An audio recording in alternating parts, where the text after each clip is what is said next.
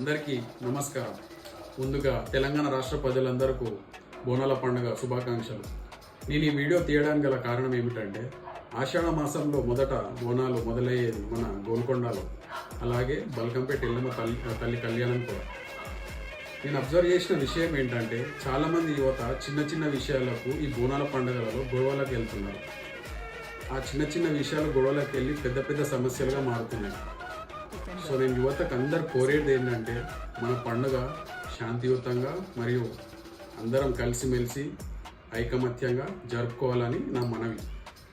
అలాగే మన రాష్ట్రంలో ఉన్న రైతన్నలు సకాలంలో వర్షాలు కురిసి తమ పాడి పంట పొలాలన్నీ మంచి పండాలని అమ్మవారిని నేను మనస్ఫూర్తిగా వేడుకుంటున్నాను. అలాగే మన దేశాన్ని కాపాడే మన సైనికులు సురక్షితంగా ఉండాలని, అమ్మవారి ఆశీస్సులు సైనికుల మీద ఎప్పటికీ ఉండాలని కోరుకుంటూ సెలవు తీసుకుంటున్నాను.